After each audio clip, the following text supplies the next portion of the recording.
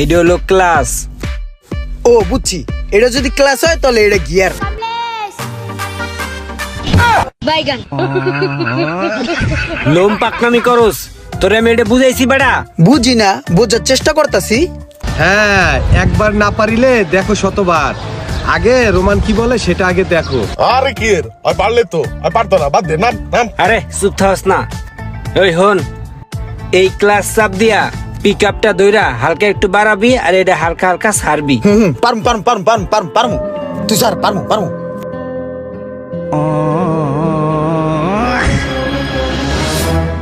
আচ্ছা, এই যে মোচর কাটেন এমন করে হুইয়া, অমন হুইয়া মোচর কাটমু কেমনে? আমি বুঝছি ওই কেমনে চালাইতে চায়, তুই হুয়ে হুয়ে চালাইতে চাইতেছিস না? হ্যাঁ। তুই এই গাড়িটারে 150 স্পিড উঠাবি, উড়াইয়া মোচরে যাইয়া গাড়িটা সাইডে দিয়ে তুই ফাল্লা নেমে যাবি, তারপরেই তুই দেখবি যে তুই হুয়া হুয়া গাড়ি চালাইতেছিস চাঁদের দেশে। আমি বুঝছি ভাই, তাহলে তার কিছু বাদ রইলো না, একবার মায়ের বকে চলে গেলাম। হ্যাঁ, অরিজিনাল চাঁদের দেশ। এই, তুই পারবি না, পাগলের কাম, মিমিডায়ের ব্যবসা, পারবি না। নাম কি কয় পারবো না, চেষ্টা করি।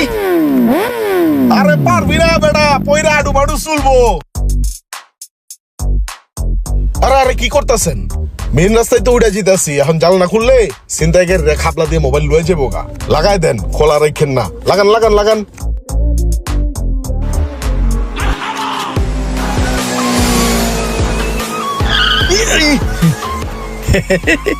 ভাই ওই আসসালামু আলাইকুম। ওয়ালাইকুম আসসালাম। হিগাই লাইছিস শেষ পর্যন্ত না? হ, হাত মোটামুটি ক্লিয়ার, চালাইতারি এখন। ভাবছিলাম তুই পারবি না। না, এখন টুকটাক পারি। ওই ভাই, আমি এখন হাতের কাম শিখতে চাইতেছি। হেৎ, হাতের কাম হিগা তুই কি করবি? তুই কোনো কাজ কাম পারবি না। না, মনে হয় চেষ্টা করলে পারমু। কাম হেকতে স্ট্যান্ড প্লাজা যাইতাম কালকে। তুই যে বলদা, তুই যদি ইস্টার্ন প্লাজা যাস, তোর লগে যা আছে তা তো নিবই, আর যে হাতের কাম শিখতে যাবি হে 800 হয়ে যাবো গা। আরে কি কয়? আরে না ভাই, আমি পারমু। আর পারবি না? পারমু, হ। রাই ইমরান, চেষ্টা করার চেষ্টাও করিস না, তোরে দা হইব না, তুই পারবি না। ভাই, আপনি কইছিলেন আমি স্ট্যান্ড প্লাজা যাইতে পারবো না, আমি কিন্তু আয় পড়ছি ভাই। শোন, তুই ইস্টার্ন প্লাজা আইসোস, মোবাইল বাংলাদেশে ভুলেও যাইস না। ওনে তোর ভর্তি হওয়ার দরকার নাই, আর ওরা তো তোর ভর্তি লইবো না। তোর চেহারা দেখছস কেমন চোরের মতন, তুই গেলে তোর পিড়ায় খেদাই দিব। তুই আইসস, চা পানি খাইয়া আস্তে করে বাড়ির জায়গা বিদায় হ, যা। আচ্ছা চল, আজকে তুই আমার চা খাওয়াবি, চল। আরে ভাই, তো আমার এই পুরো কর্দা দিল। কি অর্ডার দিছস তুই? চান্দুরি চিকেন। তান্দুরি চিকেন? তোর একটা কথা কই, তুই এটা অর্ডার দিস না, তুই খাইতে পারবি না, তোর পেট তো ছোট। এনে অনেকগুলা খাবার, এই যে মুরগির রান্না যে দিছে না, এটা এত বড়, এটার অর্ডার দিস না, তুই পারবি না। না, সমস্যা নাই, খাইতে পারবো। পারবি না কইলাম, তারপরে তুই পাকনামি করতাছস, এই সমস্যা হইব।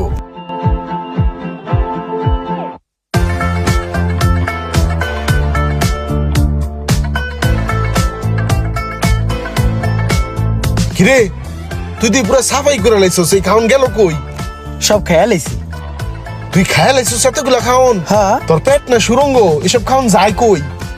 সোসা কোন্ডাইকার রাক্ষস।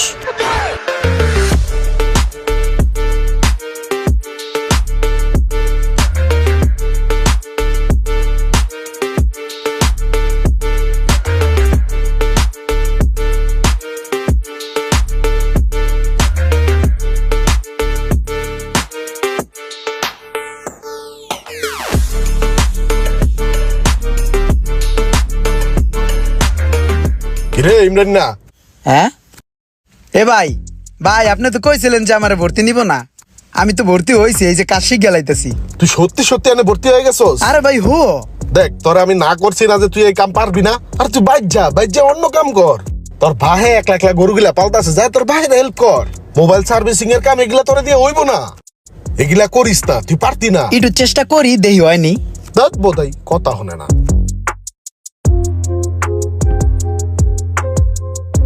কিরে, কি তুই এনে গোটাগুটি করতাছিস কে? তুই এডি বুঝোস তো? তুই এডি লাড়তাছিস কে? জানতে যা।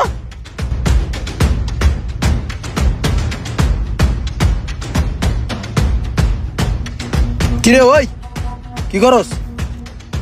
কিছু করি না ভাই, মোবাইল একটু খোলার চেষ্টা করতেছি।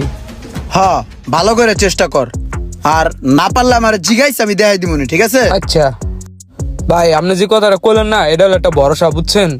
এই কথাটা অনেকটা আস্থা পাইলাম। এতদিনে আমি ইঞ্জিনের বড় একটা মেকানিক হয়ে যেতাম, কিন্তু এই সোহাগ ভাই আমার পোটটা ভাঙ্গা দিছে। ভাই ওদিনকে আমি ইঞ্জিনে হাত দিয়েছিলাম, বুঝছেন? এমন জারি মারছে, পরে ইঞ্জিন মিউজিক থুয়া ওনার গ্যারেজও থুয়াই পড়ছি।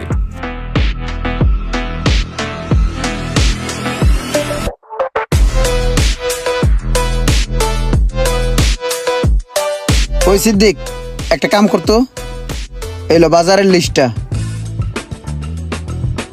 এলো টাকা, বাসায় বাজারটা করে দিয়ে।